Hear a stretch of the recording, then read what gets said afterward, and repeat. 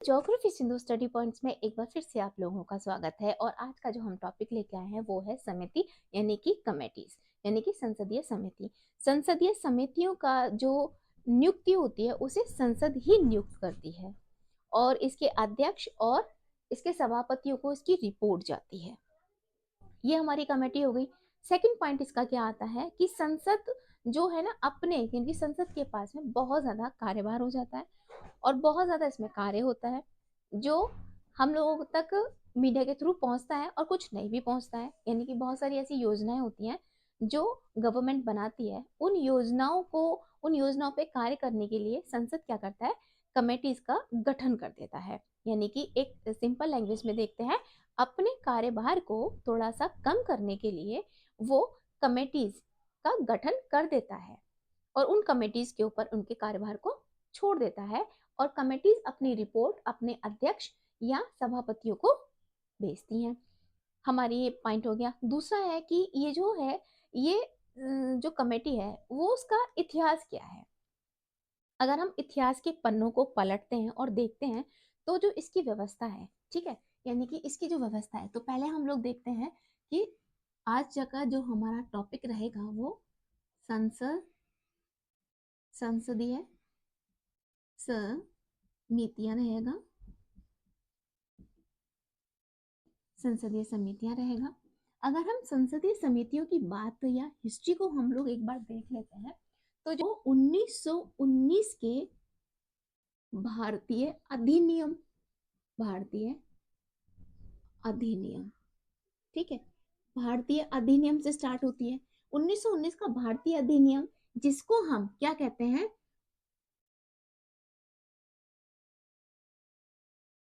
Montagu Chelmsford, ठीक है, Montagu Chelmsford के नाम से भी हम इस 1919 के अधिनियम, भारतीय अधिनियम को जानते हैं। उसमें क्या हुआ था, उसमें द्वि शासन यानी कि द्वि शासन व्यवस्था, शासन व्यवस्था, द्वि शासन व्यवस्था को लागू किया गया था और यहीं से हमारी समितियां, ठीक है, यानी कि द्वि शासन व्यवस्था, इसी नियम से भारतीयों को किसमें टीम में रखा और द्वि शासन व्यवस्था लागू हो गई। द्वि शासन का मतलब हम लोग देख लेते हैं।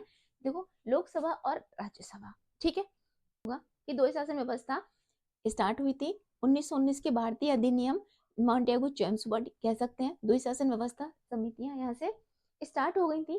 तो ये इसकी हिस्ट्री है कि अगर हम हिस्ट्री से देखते हैं तो 1919 के अधिनियम से हमारा ये व्यवस्था लागू हुई थी। अच्छा, समितियां जो वर्ड है, अगर पॉलिटिकल से क्वेश्चन उठता है कि समितियां, वो हमारी ब्रिटेन की संसद से हमें प्राप्त हुआ था। ये भी आप नोट डाउन कर लो क्योंकि इंपॉर्टेंट है। समितियां कहां से प्राप्त हुई, ठीक है ना, समितियां,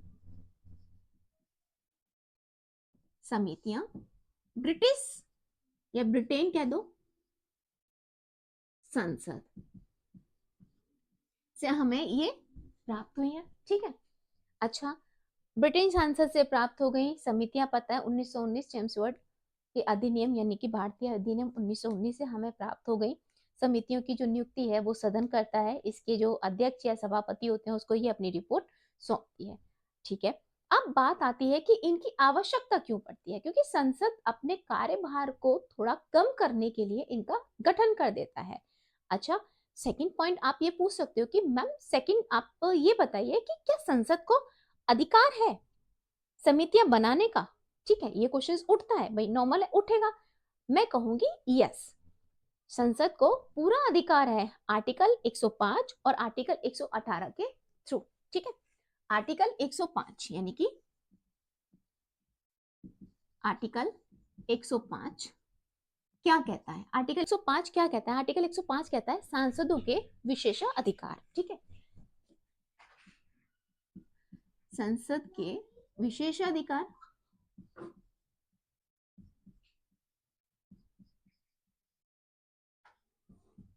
ठीक है, सांसदों के विशेषाधिकार। आर्टिकल 118 हमारा क्या कहता है, आर्टिकल हमारा 118 क्या कहता है, संसद को अपने प्रक्रिया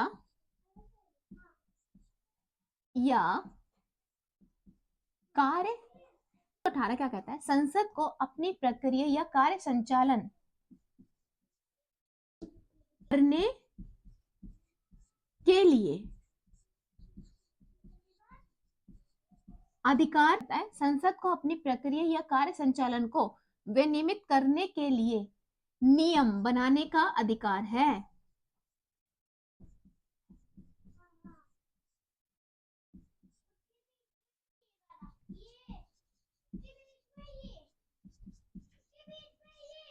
ठीक है, देखो हमारा समितियां हमें कहां से मिलती हैं, समितियां हमें ब्रिटेन के संसद से मिलती हैं। ठीक है, आर्टिकल 100 क्या समितियों या क्या सदन को ये अधिकार प्राप्त है कि वो समितियां बनाए, हम लोग कहेंगे यस, सदन को अधिकार प्राप्त है। आर्टिकल 105 और आर्टिकल 118, आर्टिकल 105 में सांसदों को विशेष अधिकार दिए गए हैं। आर्टिकल 118 क्या कहता है, आर्टिकल 118 कहता है कि संसद को अपनी प्रक्रिया या कार्य संचालन को विनियमित करने के लिए नियम बनाने का अधिकार है, दे रखा है, उसे पावर दे रखी है, किसने, संसद, पावर मिल रखी है ऐसे। ठीक है, ये आर्टिकल 118 105 में विनियमित इन्होंने कर रखा है। इतनी बात क्लियर हो जाती है कि ये तो समितियां हो गई, समितियों का कार्य हो गया, समितियों का संचालन कौन, संसद करती है। अच्छा, वो अपनी, और क्या है, इसका अध्यक्ष और सभापति, इसके सभापति होते हैं, अध्यक्ष और सभापति क्या होते हैं। अब थोड़ी सी बात हम और समझ लेते हैं, क्या समझते हैं कि समितियां जो हैं वो हमारे दो सभाएं हैं, यानी कि राज्यसभा, हमारे दो सदन, राज्यसभा और लोकसभा। दो जो समितियां होती हैं वो राज्यसभा की भी समिति हो सकती है और लोकसभा की भी समिति हो सकती है, और संयुक्त समिति भी हो सकती है जिसमें राज्यसभा और लोकसभा की संयुक्त समिति है। ठीक है, इतनी बात क्लियर हो गई। अब हम बात करते हैं कि हमारी समितियां होती कितने प्रकार की हैं। तो जो हमारी समितियां हैं वो हमारी दो प्रकार की होती हैं। ठीक है, हमारी समितियां कितने प्रकार की होती हैं, समितियां हमारी, हमारी संसदीय समितियां कितने प्रकार की होती हैं, दो प्रकार की होती हैं। एक तो हमारी अस्थायी होती है और एक होती है हमारी स्थायी। अस्थायी समिति होती है हमारी और स्थायी समिति होती है। अस्थायी समिति का कोई टाइम पीरियड नहीं होता और स्थायी समिति जो होती है वो प्रत्येक 1 साल के लिए होती है, और आगे इसका कार्यकाल और बढ़ा, यानी कि हर 1 साल के लिए समिति बनती है, इसका गठन होता है, और कुछ समितियां ऐसी हैं जो चलती रहती हैं, जो हम लोग पढ़ेंगे। और पेपर के पॉइंट ऑफ व्यू से भी समितियां बहुत इंपॉर्टेंट हैं, जिनसे क्वेश्चंस आता ही आता है। तो अस्थायी समिति समझ में आ गई कि जिसका टाइम पीरियड नहीं होता, एक निश्चित अवधि के लिए होती है, और एकदम एकदम फ्रंट में, मतलब अस्थायी समिति मतलब कोई ऐसा मुद्दा आ गया, कोई ऐसी वो आ गई जिसपे हमें समिति बनानी पड़ गई, उस समिति का हम रिपोर्ट लेते हैं, और उस समिति ने अपनी रिपोर्ट दी, और रिपोर्ट देने के बाद में वो समिति समाप्त हो जाती है। ये होती है हमारी अस्थायी समिति। अब हम स्थायी समिति की बात करते हैं। स्थायी समितियों का कार्यकाल 1 साल का रहता है। इनका जो कार्यकाल होता है, कार्यकाल पूरा 1 वर्ष का रहता है। ठीक है, 1 वर्ष का इनका कार्यकाल होता है। फिर नेक्स्ट ईयर इनके, फिर से इनका 1 साल का कार्यकाल हो जाता है। ये निश्चित, और ये जो है वो निश्चित अवधि के लिए होती है, निश्चित अवधि के लिए होती है, इनका कोई टाइम पीरियड नहीं होता है। स्थायी समिति, अस्थायी समिति होती है। स्थायी समिति में बहुत सारी हमारी समितियां आ जाती हैं। अगर हम अब स्थायी अस्थायी समिति की बात करते हैं तो इसमें हमारी क्या आती है, इसमें हमारी दो समिति, प्रवर समिति और संयुक्त प्रवर समिति। प्रवर समिति, संयुक्त प्रवर समिति। ठीक है, इसमें हमारी अस्थायी में दो समितियां आती हैं। अब हम बात करते हैं अपनी स्थायी समिति की।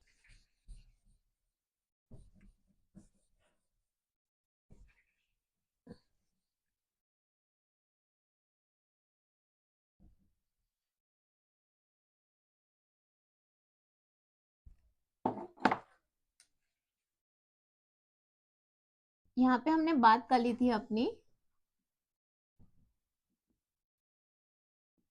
अस्थायी समिति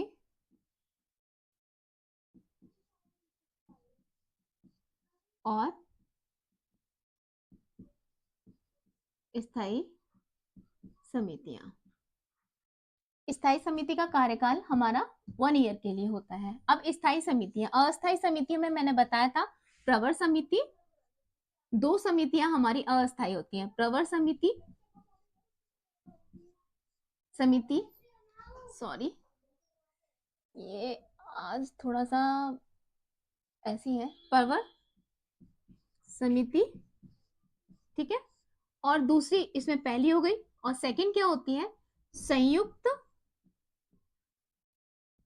प्रवर समिति, संयुक्त प्रवर समिति, प्रवर समिति, ये हमारी ये से अस्थायी समिति में आ जाती हैं।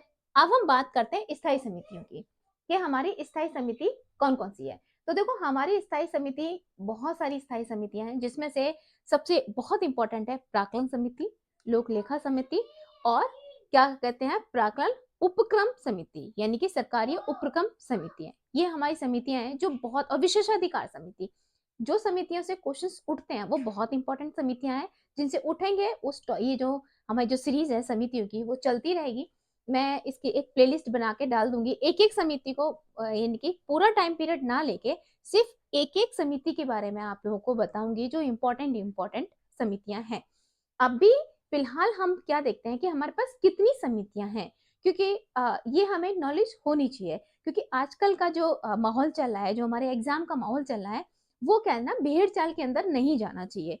क्यों नहीं जाना चाहिए, क्योंकि पता नहीं एग्जामिनर कहाँ से क्या चीज उठा ले और एकदम से वो नया हो जाए। तो मेरा मानना यह है कि हमेशा अपने आसपास के माहौल पे थोड़ी सी निगाह डाल के हमें चलनी चाहिए।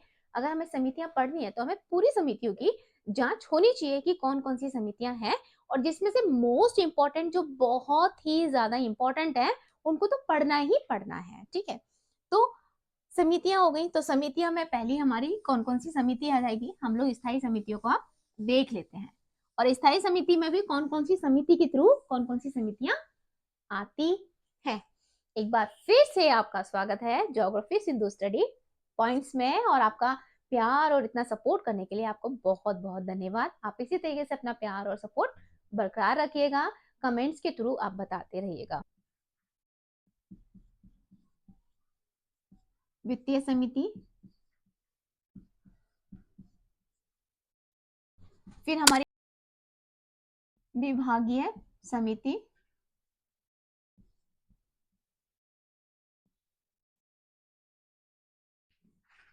ये जांच समिति, फिर हमारी समिति कौन, जांच की भी समितियां होती हैं भाई, अन्वेषण समिति,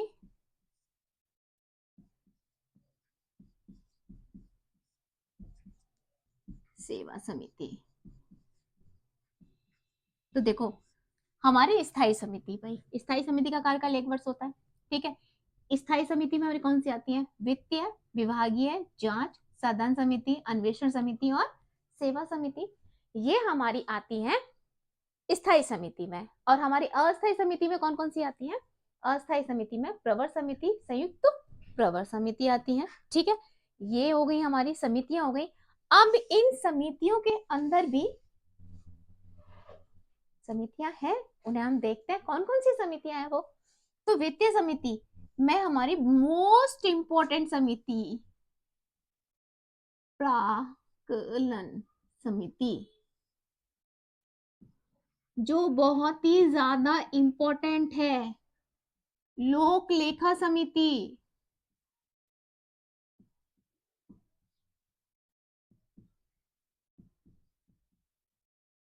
और थर्ड हमारी कौन सी आ जाती है, लोक ब्रैकेट में सरकारी उपक्रम समिति।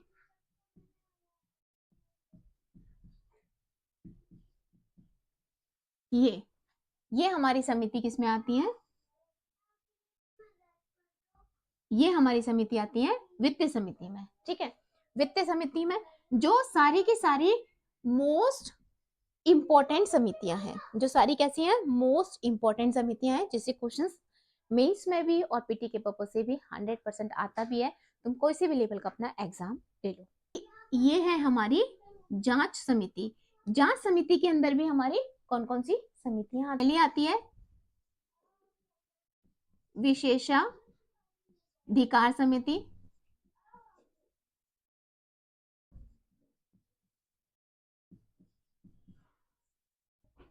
सेकंड इसमें आ जाती है हमारी याचिका समिति,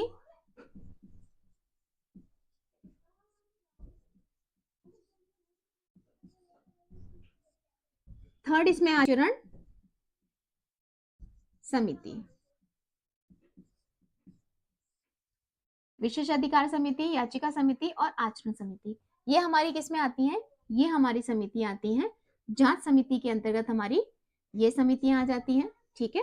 विशेषाधिकार समिति, याचिका और आचरण समिति आ जाती है। अगर हम वित्तीय समितियों की बात करते हैं तो प्राक्कलन समिति, लोकलेखा समिति और लोक सरकारी उपक्रम समिति, ये हमारी किस में आती है? वित्तीय समिति में आती है। वित्तीय समितियां जो वित्त को देखती हैं, ठीक है, इनकम यानी कि वित्त को देखती हैं। और जांच समिति जो जांच के प्रोसीजर में आगे बढ़ती है, वो हमारी जांच समिति है। उसमें भी हमारी 3 समितियां आती हैं और वित्त में भी हमारी 3 समितियां आ जाती हैं। अभी हम और समितियां देखेंगे कि और समितियों में कौन कौन सी समितियां आती हैं। उसके बाद में हम लोग एक एक समिति को लेंगे जो एग्जाम पॉइंट ऑफ व्यू से बहुत ज्यादा इंपॉर्टेंट है। देखते हैं कि हमारी सदन की समिति, सदनीय समिति में कौन कौन सी समितियां आ जाती हैं। देखो ये हमारी सदनीय समिति है। इस समिति में हमारी कौन कौन सी समितियां आती हैं? सदन समिति में हमारी नियम समिति, सेकंड आ जाती है हमारी सदस्य पद में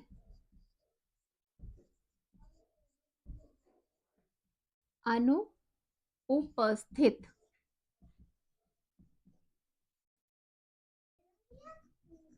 सदस्य संबंधी समिति। सदन समिति में हमारी आ जाती है वित्तीय समिति,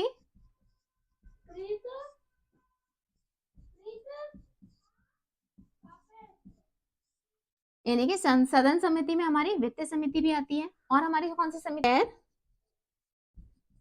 सरकारी सदस्यों के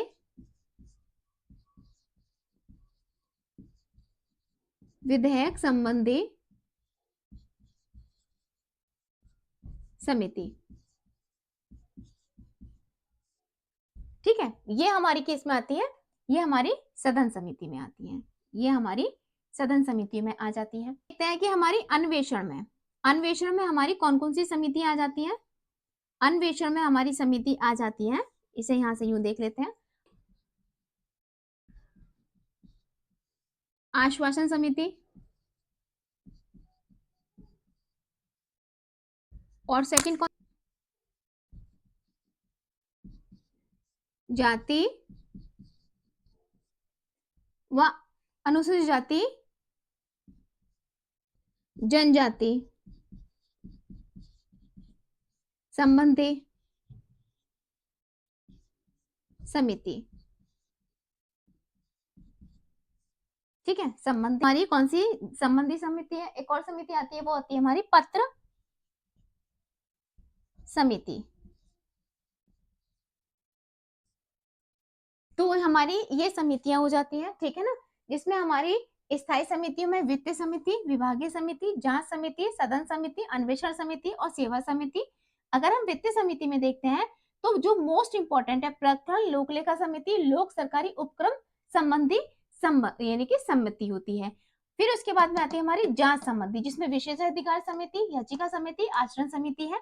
उसके बाद में हमारी सदन से सदन की समिति होती है, जिसमें नियम समिति होती है, संसद में अनुपस्थित सदस्यों संबंधी समिति होती है, वित्तीय समिति, गैर सरकारी सदस्यों के विधेयक संबंधी समिति, ठीक है। अब हम अन्वेषण में देखते हैं, सरकारी आश्वासन संबंधी समिति होती है, अनुसूचित जाति तथा जनजाति संबंधी समिति और पत्र समिति। हमारी सेवा समिति भी है, उसमें भी हमारी समितियां होती हैं।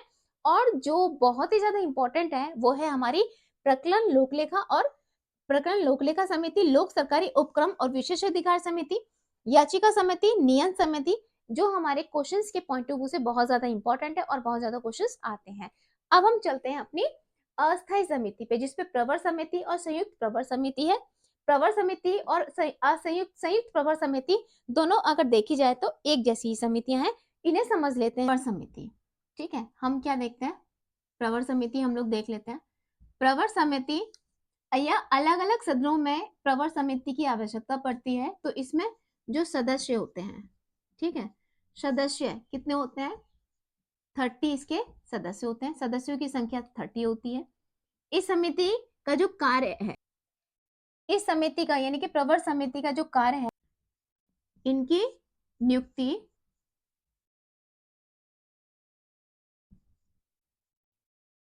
नियुक्ति किसी विधेयक पर विचार करने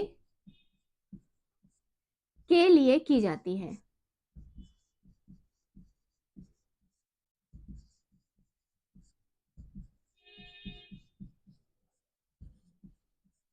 इनकी नियुक्ति किसी विधेयक पर विचार करने के लिए की जाती है।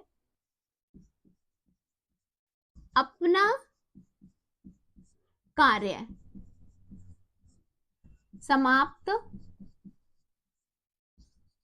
करने के बाद